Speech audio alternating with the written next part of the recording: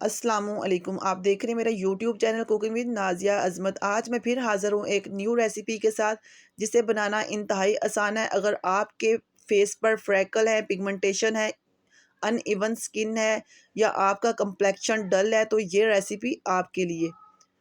तो किचन में मौजूद इंग्रेडिएंट से बन जाती है और बनाना इंतहाई आसान है।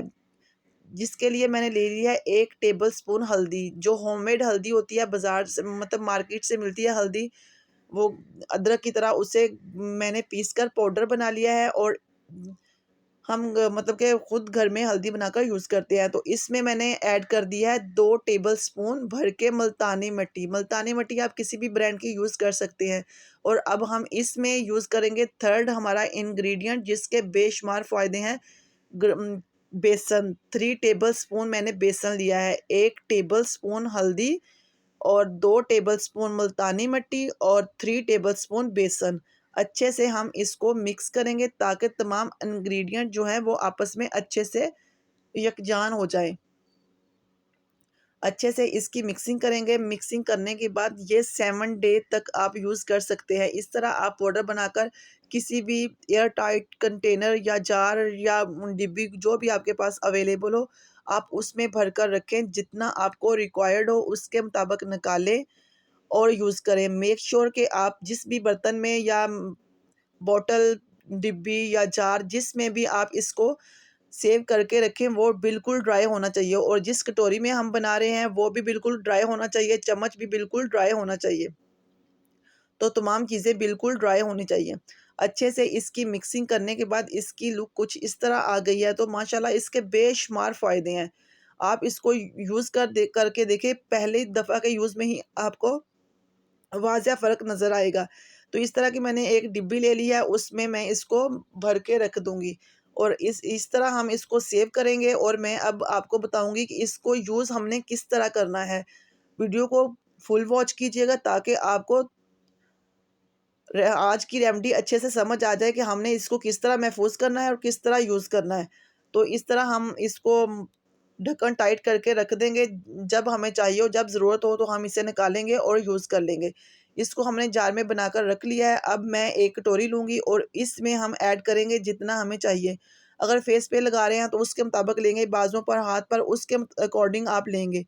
तो मैंने इसमें ले लिया है तकरीबन 1.5 टेबलस्पून। अब हम इसमें ऐड करेंगे दही। दही जितना खट्टा होगा और जितना पुराना होगा, उतना ही इसके ज़्यादा फ़ायदा होगा आपको इस मास्क का।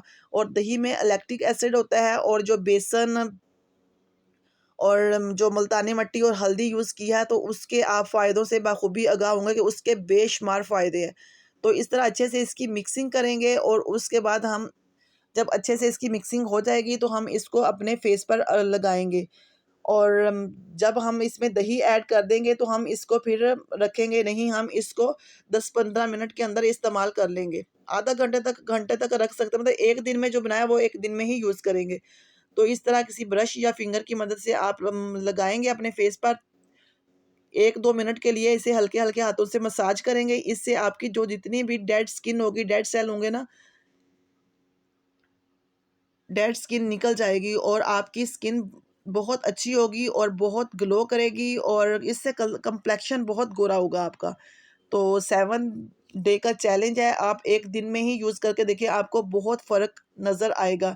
तो मैं तो अभी लगा रही हूँ, तो अभी ही उतार के आपको दिखाऊँगी कि इसका कैसा रिज़ल्ट है। तो आप जब लगाएँगे तो इसे तकरीबन 20 से आधा घंटा, जब आप फ्री हों तो उस टाइम लगा के बैठें। आधा घंटा भी लगा रहे तो कोई इश्यू नहीं है। तो बहुत ही कमाल के रिज़ल्ट हैं। तो माशाल्लाह ये देखें कितना अच्छा रिज़ल्ट है इसका। बहुत स्किन ग्लो कर रही है माशाल्लाह। कैमरे में तो इतना नज़र नहीं आ रहा क्योंकि लाइटिंग मेरे पास इतनी अच्छी नहीं है। तो बनाइएगा, ज़रूर ट्राई कीजिएगा। आज की अगर आपको हमारी रेमेडी पसंद आए तो वीडियो को लाइक कीजिएगा, शेयर कीजिएगा और चैनल को सब्सक्राइब कीजिएगा। माशाल्लाह। और इसे आधे घंटे के बाद ठंडे सिंपल पानी से हम वॉश कर लेंगे, साबुन वगैरह यूज़ नहीं करेंगे।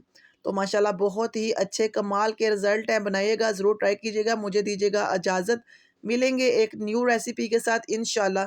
तब तक के लिए अपना, अपने प्यारों का बहुत ख़्याल रखिएगा और हमें दुआओं में याद रखिएगा। अल्लाह हाफ़िज़।